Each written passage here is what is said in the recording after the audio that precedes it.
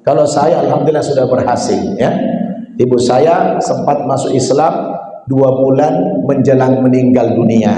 Kalau ayah saya tidak sempat karena beliau lebih dulu meninggal sebelum saya masuk Islam. Alhamdulillah juga saudara-saudara saya, dari 7 orang bersaudara kami, 3 sudah masuk Islam, 4 orang lagi masih istiqomah di Kristen. Istiqomah di Kristen ya. Kadang-kadang tantangan kita Pak, kalau sama keluarga itu memang lebih sulit.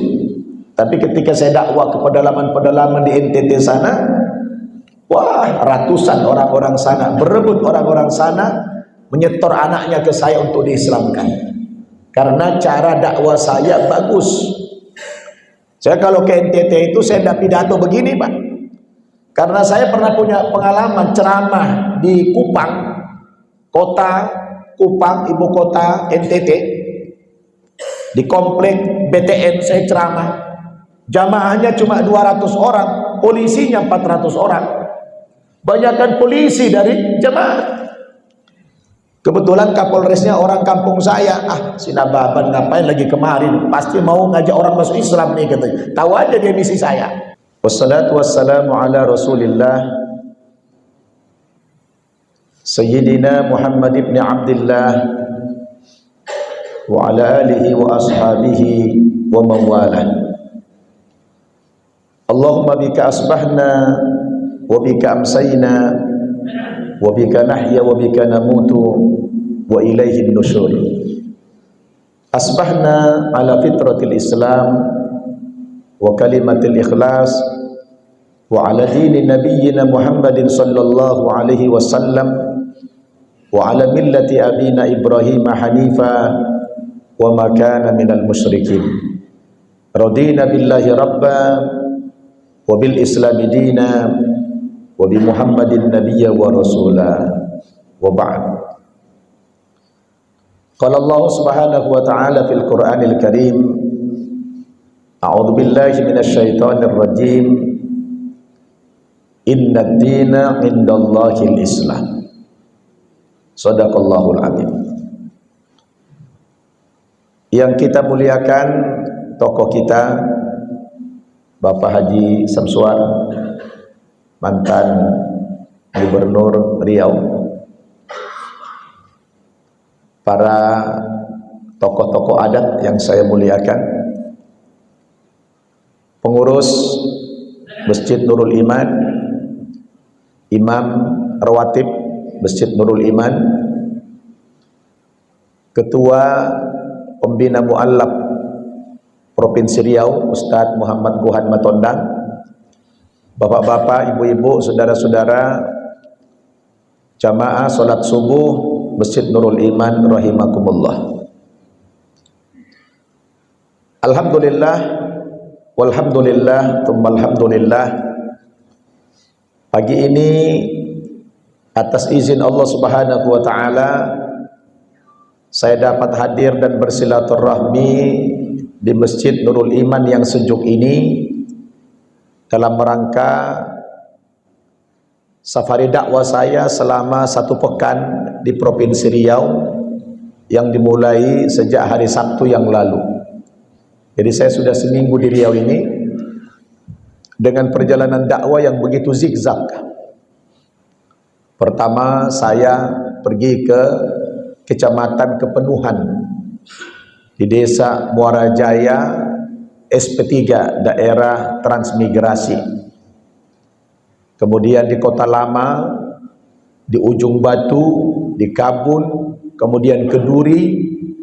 Lalu kemarin saya pergi ke Ombak Bono di Kecamatan Meranti. Tadi malam saya di Kandis, malam ini balik ke Duri lagi. Nah, besoklah terakhir di samping rumahnya Ustadz Fikri Naki. Ustadz ya, tokoh muda kita Fikri Naki. Kemarin umroh bersama saya dia sekeluarga, alhamdulillah. Jadi hari ini saya diminta Ustadz Gohan lewat tokoh kita Bapak Haji Samsuar untuk mengisi kuliah subuh di masjid ini. Walaupun saya sudah lelah tadi malam sampai jam 1, letih sebetulnya, tapi karena melihat Bapak Ibu antusias, apalagi banyak kamera, hilang ngantuk saya, ya, rasa letihnya hilang. Alhamdulillah. Mudah-mudahan silaturahmi kita pagi ini semakin menambah kuatnya ukhuwah Islamiyah kita. Amin ya rabbal alamin. Salawat dan salam tidak lupa kita sampaikan kepada junjungan kita Nabi Muhammad sallallahu alaihi wasallam, yang beliau telah berjasa dalam kehidupan kita, karena beliau telah selamatkan kita dari kehidupan jahiliyah menuju kehidupan Islam ini. Mudah-mudahan kelak kita mendapatkan syafaat beliau di hari yauma la yanfa'u malun wala banun illa man atallaha biqalbin salim. Amin ya rabbal alamin. Bapak Ibu yang saya muliakan, kaifa asbahtum jami'an? Apa kabar Bapak Ibu di pagi hari ini semuanya? Sehat semuanya? Alhamdulillah. Saya teringat kalau Nabi di pagi hari begini berjumpa dengan sahabat-sahabatnya, beliau tanya, kaifa asbahtum? Bagaimana kabar kamu di pagi hari ini? Sahabat jawabannya indah. Mereka bilang, asbahna mu'minina haqqan ya Rasulullah. Kabar kami di pagi hari ini, kami benar-benar dalam keadaan yang beriman kepada Allah. Jadi luar biasa jawaban sahabat. Kalau ditanya apa kabar kalian, jawabnya bukan sehat, tapi kami berada dalam keimanan yang sesungguhnya kepada Allah Subhanahu wa ta'ala. Bapak Ibu, tadi Ustadz Gohan sekilas memperkenalkan saya, karena kata orang tak kenal maka tak ta'aruf, ya, tak kenal maka ta'aruf. Jadi tadi sudah dikenalkan, memang beliau ini di waktu masuk Islam tahun 2005, dia datang ke Jakarta. Beliau ini menjadi santri pertama saya di pesantren Mu'allaf An-Naba Center Indonesia, yang kebetulan saya mendirikan ada 6 pesantren Mu'allaf di Indonesia. Nah, beliau ini adalah santri pertama saya. Saya tahu betul beliau ini Pak cerdas orangnya. Tidak sampai 1 bulan sudah lancar baca Quran. Kemudian belajar bahasa Arab, Masya Allah Pak, bahasa Arab dia ini lebih bagus daripada bahasa Bataknya. Ada saya tidak ngomong sembarangan, nanti dites saja. Lebih bagus bahasa Bataknya, Arabnya dari bahasa Bataknya. Akhirnya dia sampai diundang haji oleh kerajaan Saudi Arabia. Jadi dia haji itu nggak bayar, bukan ngantri, bukan WNH plus, di atasnya lagi. Dia pergi haji itu undangan kerajaan Saudi Arabia. Alhamdulillah. Nah, begitu dia selesai di pesantren, saya bilang sama dia, antum jangan numpuk di Jakarta ini. Udah mubazir Ustaz di Jakarta, saya bilang. Antum harus dakwah ke daerah. Alhamdulillah dia ke Riau berbekal bahasa Arabnya, dia lulus PNS tanpa ada kesulitan.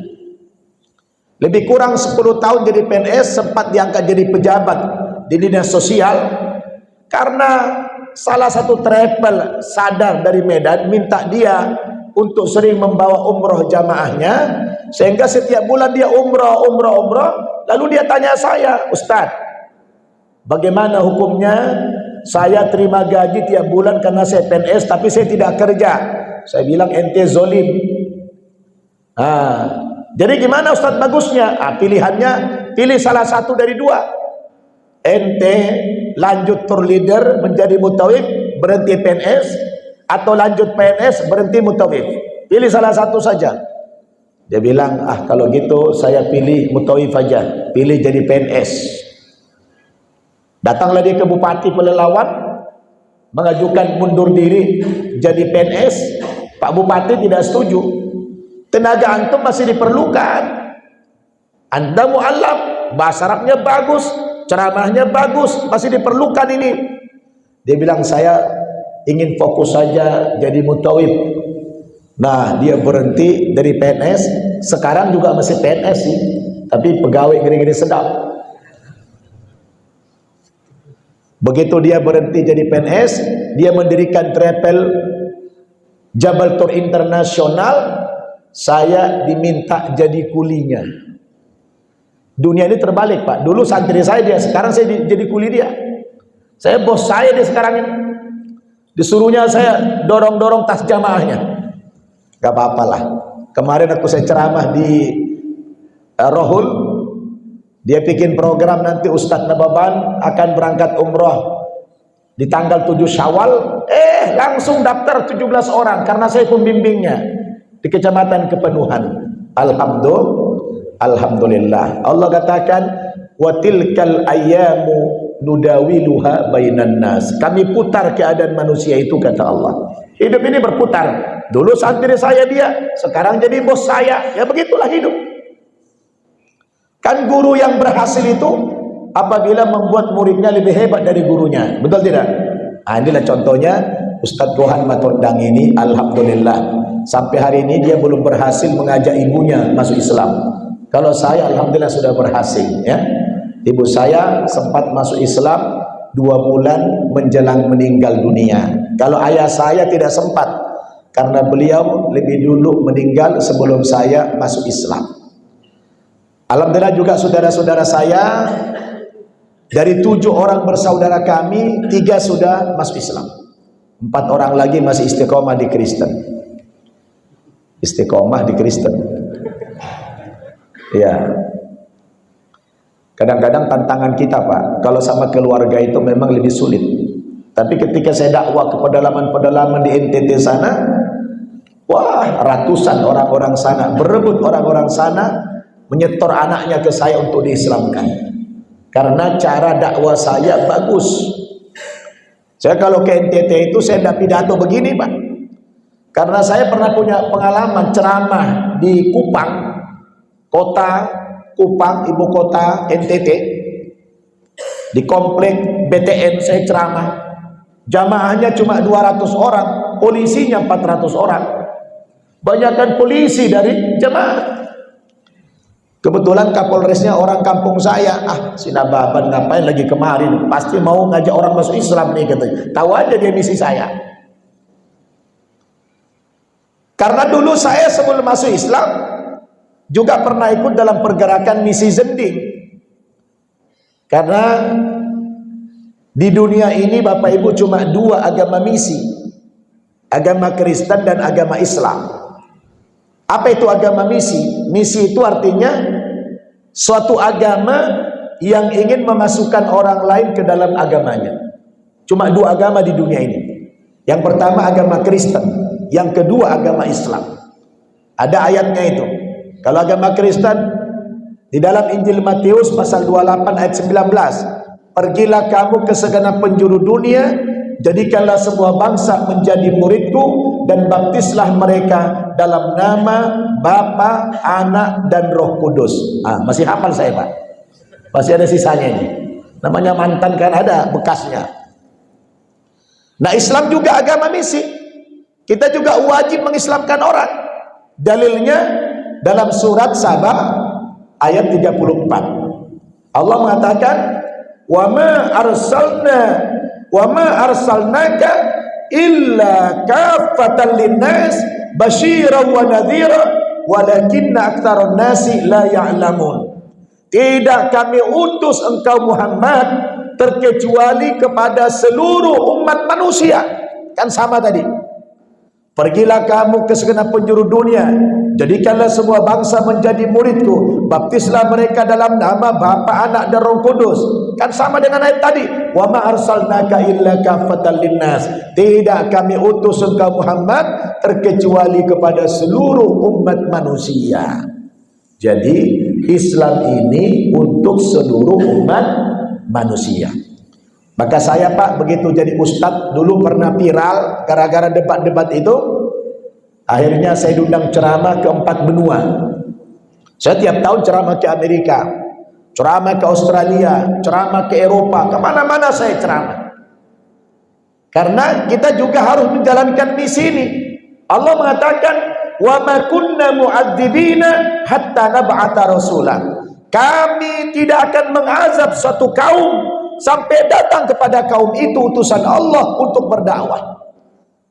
Jadi Bapak Ibu, dakwah ini sebenarnya pekerjaan yang paling bergengsi. Pekerjaan yang paling bergengsi. Wah, ini kerja yang paling bergengsi nih. Jarang orang tahu kalau dakwah itu pekerjaan yang paling mulia. Maka orang-orang Pakistan itu, Pak, yang imigran ke Amerika, kadang-kadang kalau saya jumpa saya tanya, "You imigran ke Amerika ini, kalau boleh tahu kerjamu apa?" Jawaban mereka indah. Dia bilang apa?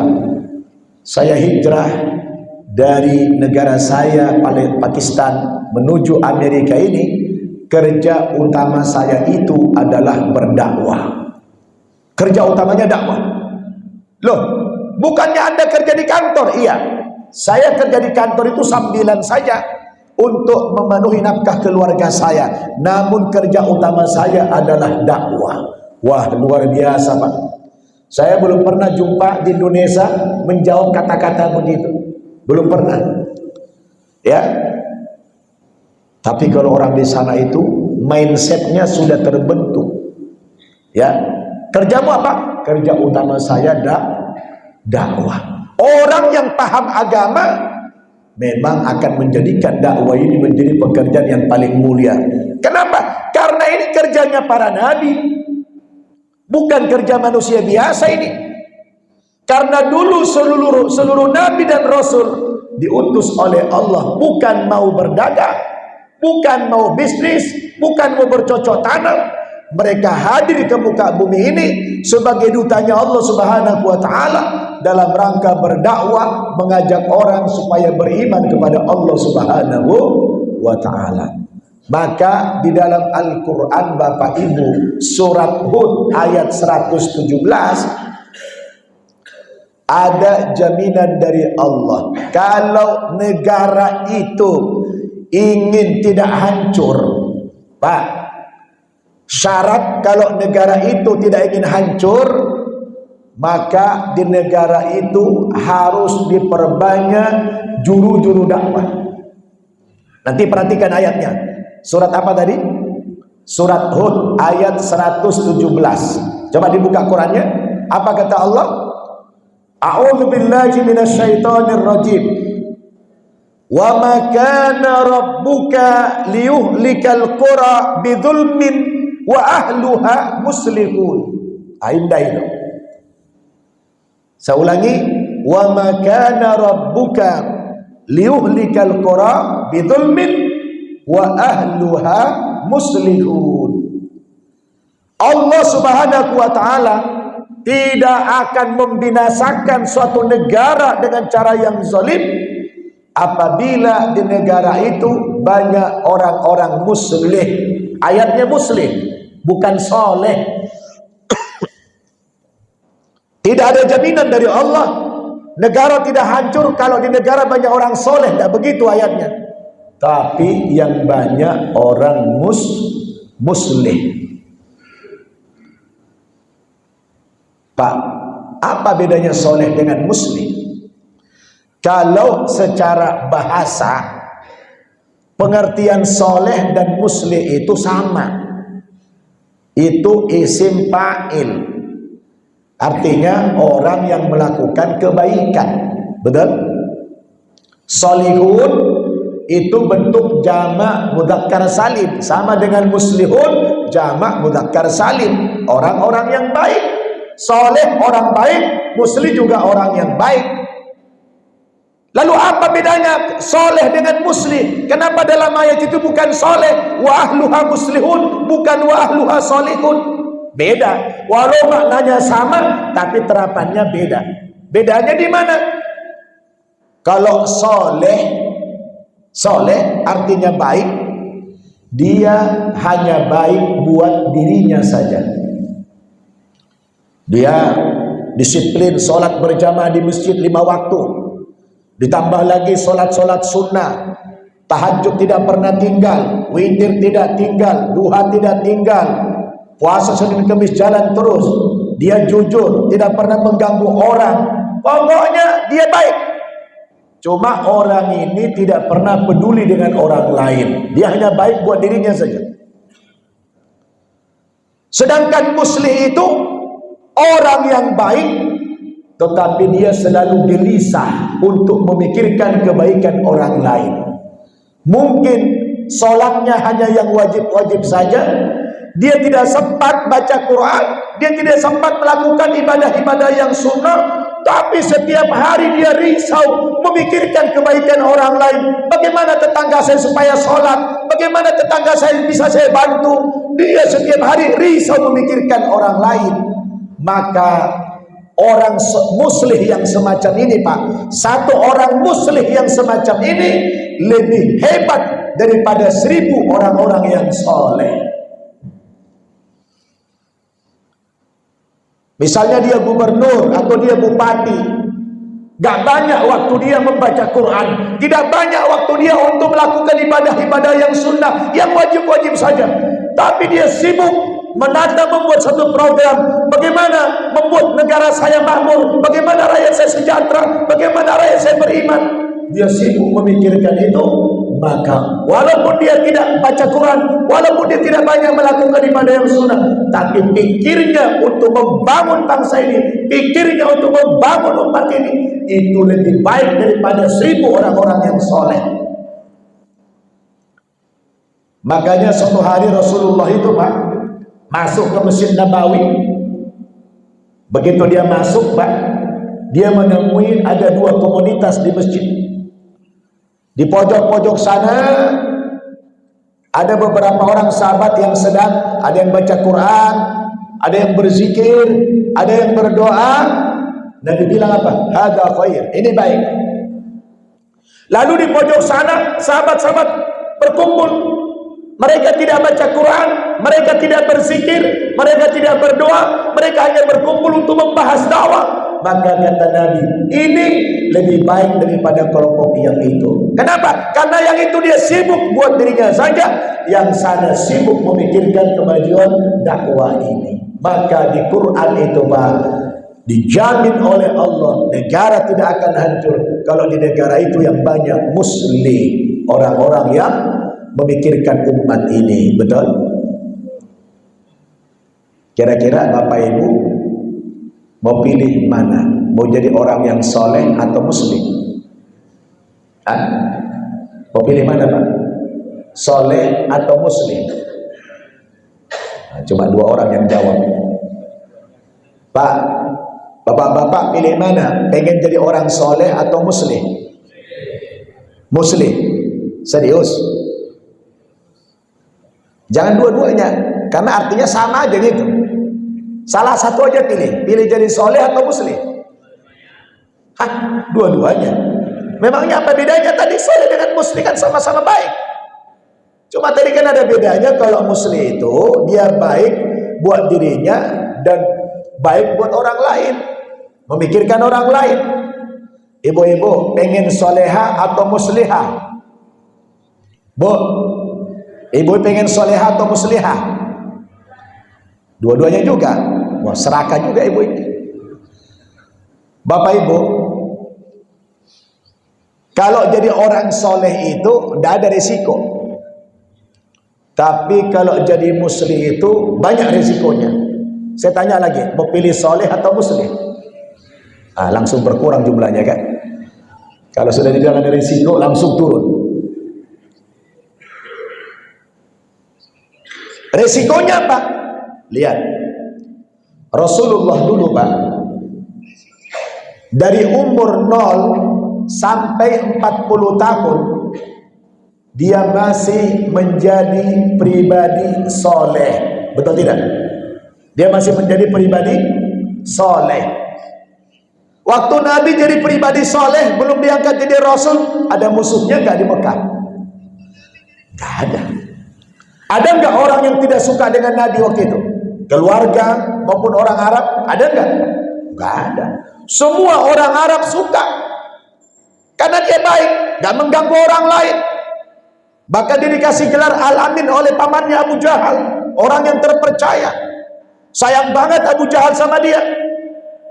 ketika masih menjadi pribadi soleh. Semua orang suka. Tapi begitu berubah jadi pribadi muslim, umur 40 tahun ke sana, dapat wahyu dia Iqra, dilantik menjadi rasul yang kepadanya diwajibkan berdakwah. Turun ayat, ya ayyuhal muddatsir qum fa'anzir wa rabbaka fakabbir wa thiyabaka fatahhir. Wahai orang yang berselimut, qum, bangkitlah, bangunlah dari tidurmu. Berdakwah, kata Allah Subhanahu wa taala. Wa rabbaka fakabbir, agungkan Tuhanmu, wa thiyabaka fatahhir, sucikan pakaianmu, fasda bima tu'mar wa arid 'anil musyrikin. Kau pergi berdakwah, berpaling dari orang musyrik. Sejak turun ayat itu, Pak, Nabi mengajak orang-orang kafir Quraisy berkumpul di mana? Di depannya Bukit Sofa. Nabi ajak orang-orang Quraisy berkumpul di Bukit Sofa. Karena Nabi itu orang baik, semua orang suka. Begitu berkumpul orang Quraisy, paman-pamannya semua, Nabi naik ke Bukit Sofa itu berpidato dengan lantang, ayuhan nas, ayuhan nas, qulu la ilaha illallah tuflihun. Wahai umat manusia, ucapkan kamulah kalimat la ilaha illallah, niscaya kamu beruntung. Wah, begitu Nabi pidato lantang, Pak, langsung marah-marah Abu Jahal bilang, Muhammad, dalam rangka itukah kau mengumpulkan kami? Serahkan ke Muhammad. Yang tadinya dia senang, deman sama Nabi, ponakannya, begitu Nabi pidato tentang keimanan, orang-orang yang tidak mau beriman marah-marah kepada Nabi. Sudah berubah, tidak lagi pribadi soleh, tapi sudah menjadi rasul, menjadi pribadi yang muslim, yang kepadanya diwajibkan untuk merubah tatanan masyarakat, mengajak orang beriman kepada Allah. Maka seketika itu orang yang tertutup hatinya tidak suka kepada Nabi. Pak, mau pilih soleh atau muslim? Hah? Masih muslim? Atau jadi soleh aja? Jadi muslim itu banyak kali fitnahnya. Pengurus masjid nanti, wah jangan-jangan nanti ini dan itu. Waduh. Jadi pejabat, banyak kali fitnahnya, betul. Tapi pribadi yang muslim itu dia tetap tegar, karena memang begitu. Jadi muslim itu banyak rintangannya. Kalau nggak kuat dapat rintangan, jangan menjadi muslim, jadi soleh aja. Jangan jadi pejabat, jangan jadi pengurus masjid, jangan menjadi pendakwah. Jadi orang soleh aja, berzikir aja di masjid itu, duduk di situ, berzikir, baca Quran, silakan. Tapi masalahnya Allah tidak pernah menjamin negara itu akan aman kalau yang banyak orang soleh. Nah, yang banyak itu orang muslim. Terutama sekarang ini, Pak, negara kita sekarang sedang tidak baik-baik saja, betul? Tidak baik-baik saja negara kita di mana-mana. Coba Jakarta sekarang sudah berubah jadi laut, Bekasi sekarang sudah jadi laut, Tangerang sekarang sudah jadi laut. Di mana-mana sekarang. Bapak Ibu, jangan kira sekarang negara kita sedang baik-baik saja, tidak. Bahkan dunia pun hari ini sedang tidak baik-baik saja. Tidak mustahil dalam waktu dekat akan terjadi perang dunia ketiga. Betul? Suhu politik dunia hari ini sudah panas. Dan kalau sampai terjadi perang dunia ketiga, Pak, beda dengan perang dunia kedua. Korbannya, Pak, nanti kalau terjadi perang dunia ketiga, yang tewas paling tidak separuh penduduk bumi ini tewas, karena akan terjadi perang nuklir. Betul? Jadi kita jangan santai-santai. Negara kita, dunia ini bukan dalam keadaan baik-baik saja. Karena selama ini kita mengabaikan ayat tadi, betul? Kita lebih sibuk untuk kepentingan pribadi, rendah kita kepedulian kita terhadap sosial ini. Bukankah dalam Islam, Pak, dalam Islam ini amalan-amalan sosial itu lebih hebat daripada amalan yang bersifat pribadi. Itu sebabnya, Pak, kalau sholat Solat sendiri itu pahalanya cuma 1, tapi kalau berjamaah 27. Padahal kalau kita pikir-pikir, solat sendiri itu bisa lebih khusyuk daripada berjamaah, betul tidak? Kalau berjamaah kadang-kadang banyak anak-anak lari, banyak orang mengganggu. Kalau kita sendiri rumah kan khusyuk. Tapi kenapa pahalanya lebih kecil? Cuma 1 pahalanya daripada orang solat berjamaah 27. Orang sholat berjamaah itu Bapak Ibu seperti orang beli barang yang borongan. Katakan kita beli timun 1 karung harganya 100.000. Dalam 1 karung itu ada yang besar, ada yang kecil, ada yang bagus, bahkan ada yang busuk. Harganya 100.000 semua, betul? Yang besar 100.000, yang kecil 100.000, yang bagus 100.000, yang busuk juga 100.000. Borongan. Disamakan semua pahalanya. Yang alim 27, yang kurang paham 27 juga. Jadi jamaah itu kata Nabi, yadullahi fauqal jamaah. Tangan Allah itu di atas jamaah. Ya, alaikum bil jamaah. Fa inna ma ya'kulu dhi'bu minal ghanamil qasiyah. Hendaklah kamu selalu berjamaah, karena serigala-serigala itu hanya akan menerkam kambing-kambing yang berpisah dari rombongannya. Jadi hidup ini Pak, bersosial, berjamaah itu lebih hebat daripada sendiri. Maka soleh itu hanya buat dirinya, tapi kalau muslim itu berjamaah, betul? Maka ayat yang dibaca Ustaz Nasution tadi di juz pertama, di rakaat pertama, mengingatkan kita apa yang boleh baca tadi dalam surat Al-Munafiqun itu, laula aqartani ila ajalin qarib fa asaddaqa wa akum minas solihin. Ya Allah, seandainya engkau tunda kematianku, tidak usah lama-lama, 1 jam saja engkau tunda kematianku, maka saya akan melakukan apa? Fa'asaddaqa, saya akan sedekahkan semua hartaku. Kata orang yang sudah mati menyesal dia. Cita-citanya sedekah. Bukan dia bilang, Pak usolli, saya akan sholat karena dulu saya belang-belang sholatnya. Tidak. Pak asumu, saya akan berpuasa, kemarin saya tidak sempurna puasanya. Atau Pak huju, saya akan berhaji. Tidak.